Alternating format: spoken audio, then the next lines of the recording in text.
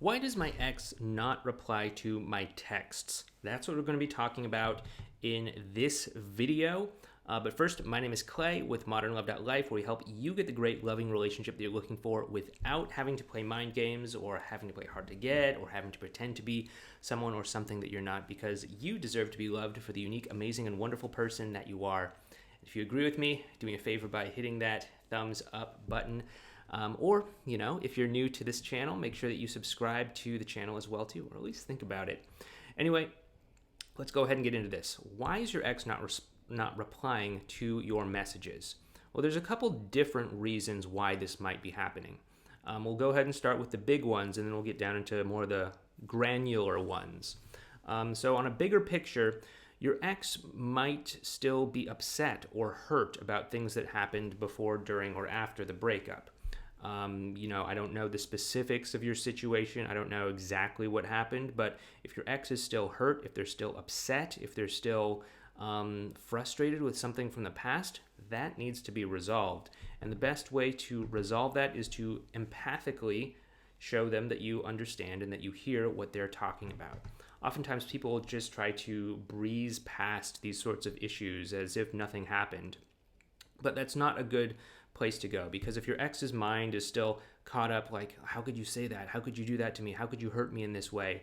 And you just sort of move on as if nothing happened, they're going to not be able to let go of that thought, and it's going to act like a wall that keeps the two of you from actually being able to really communicate or connect with one another. So you definitely want to make sure that you address that and that you directly, talk about that elephant in the room, so to speak.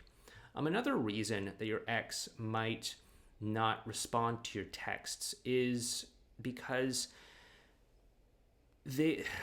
how do you put this? Okay, so it's because you might be approaching them from too much of a relationship focused way of being or stance. That's to say, you're trying to talk to your ex as if you want to get back together, as if every single move that you're making and every single communication that you have with them is for the sole purpose of getting back together. Of course, I understand you're watching this video because you want to get back together, but if getting back together comes at the expense of not hearing them and seeing them where they're at emotionally, and they start to feel as if you're treating them as a means to an end of getting back together, then that's when they start to pull away. That's when they stop replying to your messages, and that's when they start distancing themselves from you. So you want to make sure that you prioritize connecting with your ex on an emotional level first and foremost, above having a relationship. You're not just in this to tick the box and say you're in a relationship, right? You want to be in the relationship. You want to get back together with your ex so that you can do something. What is that? So that you can connect emotionally, so that you can get married and start a family, so that you can travel the world together, so you can have these rich experiences that you think you're going to get as the result of being in a relationship. So let's not put the cart before the horse here and think that if we go for the relationship, we're going to get all of these nice things. Because I can tell you, there are a lot of people out there who are in relationships that are kind of dead, and they're definitely not getting a lot of connection or fun or enjoyment from those relationships. I don't want that for you. So let's not aim for the relationship. Let's aim for the emotional connection. Because if there is going to be a relationship, it's going to come naturally and organically out of an emotional connection. So if you can focus on having an emotional connection first and foremost, then the relationship will naturally follow. But if you focus on the relationship, you're not necessarily going to get the emotional connection. And in fact, you're going to have a much more difficult time along the way trying to connect with your ex, okay? Third reason your ex might not be responding to you is because potentially the conversation that you're having with them through text may have just simply outgrown the container of text messaging. We talk about the hierarchy of communication, how, at the bottom you have text messaging, above that you have things like email, you have, phone calls above that, video calls above that, and then things like meeting up in person above that. And so there are certain types of communications and conversations that you can only have at higher levels of communication. Like you can't kiss or make love unless you're actually in person. You can't hear somebody's voice. You can't sing them a song. You can't do all these other sorts of things unless you're actually able to talk on the phone or be with them in person. And so oftentimes I see people who are trying to have like a deep emotional conversation via text, and it like their ex is just not feeling it, and they're just kind of like dropping the conversation because it seems like too much crammed into too little of a space. It's like you have those measuring cups that you use when you're trying to cook something, right? And you can only hold like so much in like the tablespoon measuring cup or the half cup measuring cup or something before it just kind of overflows, and you need something bigger like the 1 full cup measuring cup. And so you want to make sure that when the time is right, you make the transition from the small container, which is text messaging, to something that can hold a greater emotional connection, like a phone call or a video call or meeting up in person. That's when you can easily pivot to something like, hey, it's really nice talking to you like this. Do you think we can get together on Thursday, tomorrow, whatever, for coffee? I'd really love to continue talking to you about this. I'd really love to continue having this great interaction, right? Or you can just shift over to the phone or something like that. Great way that you can go ahead and do that, and it also keeps your ex from actually responding to you. That's actually one of the positive reasons why your ex might be not responding to your text messages as well too. So keep that in mind.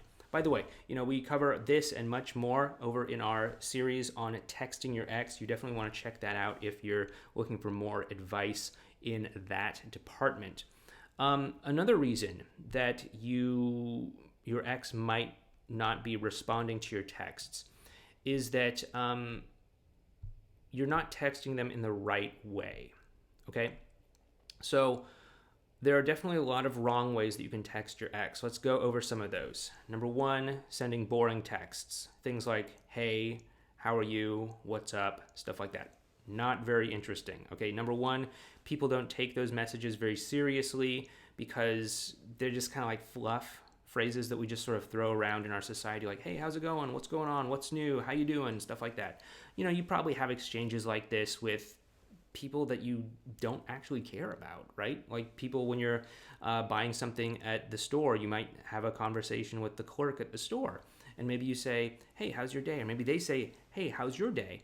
And you say, oh, it's okay. Like you don't actually give a legitimate answer. You don't say, oh, today's actually been a really tough day because I'm going through this breakup, or today's actually a really great day because there's somebody that I love who is I heard from them and things are looking good.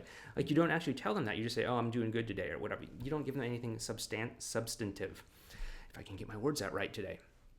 So that's one thing. Another thing that you also want to do is you want to make sure that you're not asking for too much in a text message as well. Again, I know that some people kind of want to go from 0 to 100 here, but the point of a text message is not to get you and your ex back together. The point of a text message is not to do all the work of everything.